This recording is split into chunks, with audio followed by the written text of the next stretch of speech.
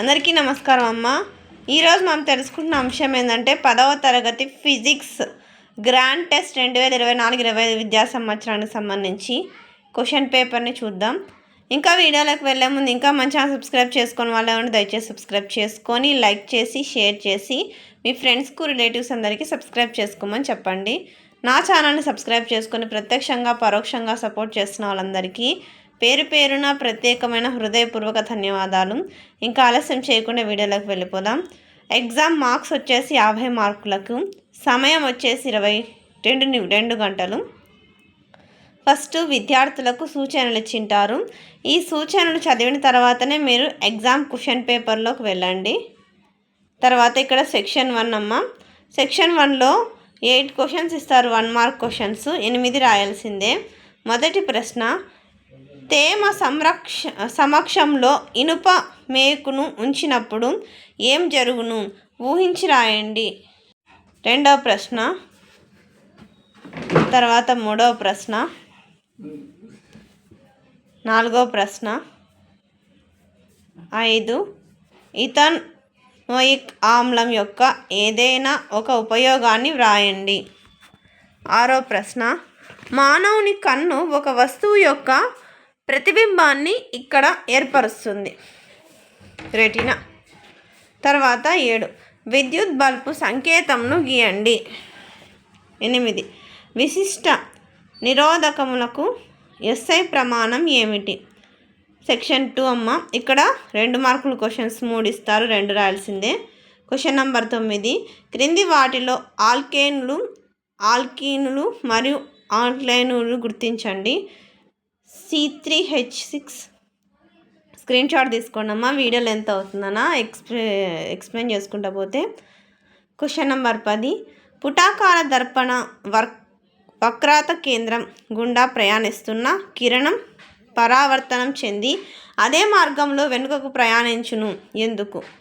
Question number 13, నిరోధం అనే భావనను అర్థం చేసుకోవడానికి ఏవైనా 2 ప్రశ్నలను తయారు చేయండి.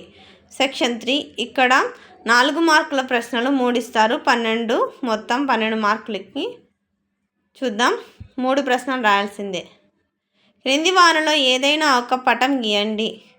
పుటాకార దర్పణానికి ఎదురుగా ఈ క్రింది స్థానాలలో వస్తువును ఉంచినప్పుడు ఏర్పడే ప్రతిబింబాల కిరణ చిత్రాలను గీయండి. సికి అవతల, C మరియు Fల మధ్య. తర్వాత B, లోహ కార్బోనేట్లు లేదా లోహ హైడ్రోజన్ కార్బోనేట్లు ఆమ్లాలతో చర్య జరిపినప్పుడు విడుదలయ్యే కార్బన్ డయాక్సైడ్ వాయువును కాల్షియం హైడ్రాక్సైడ్ ద్రావణం గుండా పంపుటను చూపే పటం గీయండి. 13 బట్టల సోడా మరియు తినే సోడా యొక్క 2 ముఖ్యమైన ఉపయోగాలను రాయండి.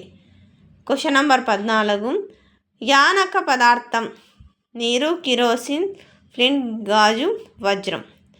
వక్రీభవన గణకం. తర్వాత పట్టికను పరిశీలించి క్రింది ప్రశ్నలకు జవాబులు రాయండి. దృక్ విరల యానకం ఏది? దృక్ సాంద్రతా యానకం ఏది? ఒక యానకంలో వక్రీభవన గుణకం మరియు కాంతి వడి మధ్య సంబంధం రాయండి. వక్రీభవన గుణకం యొక్క SI ప్రమాణం ఏమిటి? తర్వాత సెక్షన్ 4, ఇక్కడ 8 మార్క్స్ క్వశ్చన్స్ 3 ఇస్తారు, 3 రాయాల్సిందే, 24 మార్కులు మొత్తం. ఇక్కడ క్వశ్చన్ నెంబర్ 15, 16, 17 3 ఇస్తారు. ఒక్కొక్క దాంట్లో AB అని ఉంటుంది. ఏలో A అన్న రాయొచ్చు, B అన్న రాయొచ్చు.